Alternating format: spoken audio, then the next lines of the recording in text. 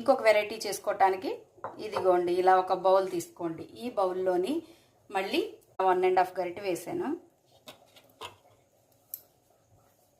ఈ బ్యాటర్లోని చూడండి రాగి పిండి అవుతుంది. నేనైతే ఈ టేబుల్ స్పూన్తో 3 టేబుల్ స్పూన్లు రాగి పిండి వేసేసాను. ఇప్పుడు ఈ రాగి పిండిని బాగా మిక్స్ చేసేసుకోండి. దీంట్లో కొంచెం వాటర్ యాడ్ చేసుకో, మీరు కన్సిస్టెన్సీ దోశల రుబ్బులాగా చూసుకొని కలుపుకోండి.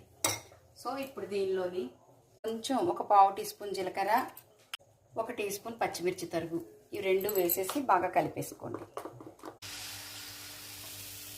కరెక్ట్గా 2 గరిటెలు వేస్తే మొత్తం ఈ పెనం ఎంత ఉందో అంత పెద్ద దోశ వచ్చేస్తుంది.